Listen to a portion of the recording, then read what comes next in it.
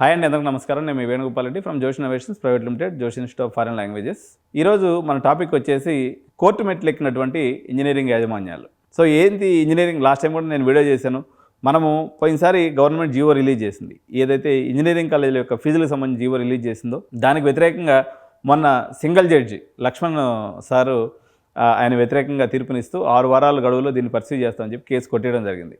So దాన్ని మళ్ళీ base చేసుకొని ఇంజనీరింగ్ కాలేజీల యాజమాన్యాలు డివిజన్ బెంచ్కి వెళ్ళాయి. అక్కడి నుంచి మళ్ళీ ఇది చీఫ్ జస్టిస్ దగ్గర దాకా పోయినట్టుగా మనకు విశ్వసనీయ వర్గాలు పోగొట్ట. సో ఈ ఫీజుల విషయం వచ్చేసి జేఎన్టీ వెబ్సైట్లో కూడా మీకు క్లియర్గా మెన్షన్ చేయడం జరిగింది. ఒకసారి మీ యొక్క సౌకర్యం కోసం నేను చూపిస్తూ ఉన్నాను. అయితే ఇంజనీరింగ్ కాలేజ్ యాజమాన్యాలు కోర్టుకు పోయినాయి కదా, ఇంతకుముందు వచ్చినటువంటి ఏదైతే జడ్జిమెంట్ ఉందో సిబిఐటీకి సంబంధించినటువంటి దానికి కూడా ఫీజులు పెరిగినాయి. రిమైనింగ్ వాళ్ళు పోయినప్పుడు వాళ్ళు ఏం చెప్పిందంటే, మేము తుది తూర్పుకు లోబడే ఈ ఫీజులు అనేవి ఉంటాయి, ఏదైతే మీకు ఫీజులు కనిపిస్తున్నాయో ఇవి తాత్కాలికం మాత్రమే అని చెప్పేసి ఎంసెట్ వెబ్సైట్లో కూడా ఒక సర్క్యులర్ పెట్టడం జరిగింది. ఇది ts.epset.nic.in.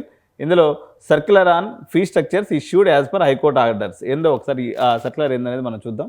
చూడండి, in accordance with recommendations of the TAFRC Telangana admissions regulatory committee government have notified GOMS number 26 higher education department. ఈ 30వ తారీఖు మనకు ఫీజులు జీవో వచ్చింది. That the fees for the block period of 2022-25 as notified in dated will be applicable for the academic year 2025. So వాళ్ళు issue చేసినటువంటి ఆర్డర్లో ఏం చెప్పిందంటే, ఎప్పుడు ఏ బ్లాక్ పీరియడ్ అని చెప్పలేదు. ఇప్పుడు గవర్నమెంట్ ఏం చెప్తుందంటే 25-26 సంవత్సరానికి ఈ ఫీజులు అప్లికబుల్ అవుతాయి. అయితే ఈ GOMS నెంబర్ 26లో ఏదో ఇచ్చారో ఇవన్నీ కూడా ఈ రిట్ పిటిషన్స్ ఫైల్ చేశారు. 19955, 19935, 19942, 19956, 19956 ఇవన్నీ కూడా డిఫరెంట్ కాలేజెస్ యొక్క పేర్లతో ఉన్నటువంటి రిట్ పిటిషన్స్ అనమాట. సో దీని యొక్క ఓవరాల్ ఉద్దేశం ఏంటి అంటే, పెరిగేటువంటి ఫీజులు ఏదైతే ఉన్నాయో హైకోర్టు జడ్జిమెంట్ వస్తుంది, దాని బేసిస్ మీద ఫీజులు పెరిగినప్పటికి కూడా మేము ఆల్రెడీ మాకు తెలుసు, మేము ఒప్పుకొనే జాయిన్ అయినాము అని దాని ఉద్దేశం అనమాట. అంటే మీరు ఒక కాలేజీలో జాయిన్ అవుతున్నారంటే CBITలో కానీ లేకపోతే ఇంక XYZ కాలేజీలో కొత్త ఫీజులు పెరిగినాయనుకొని జాయిన్ అవ్వడం మేలు. ఎందుకంటే మీరు బడ్జెట్ లేకుండా ఆ కాలేజీలో పోయేసి రేపు పొద్దున వాళ్ళు కోర్టు పోయి ఆర్డర్ తెచ్చుకున్నారనుకోండి, మీ దగ్గర ముక్కుపిండి ఆ పైసలు వసూలు చేస్తారు. సో ఇదనమాట ఫీజులకు సంబంధించి కోర్టు మెట్లు ఎక్కినటువంటి ఇంజనీరింగ్ యాజమాన్యం.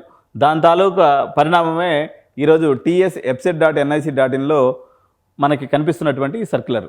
సో ఫీజులు పెరిగేటువంటి అవకాశం మ్యాక్సిమంగా కనిపిస్తూ ఉంది. కాబట్టి విద్యార్థులందరూ కూడా ఈ పెరిగినటువంటి ఫీజులకు అనుగుణంగా మీరు ఫైనాన్షియల్ ప్లానింగ్ చేసుకోవాలని తెలియజేసుకుంటూ థ్యాంక్ యూ సో మచ్. జై హింద్.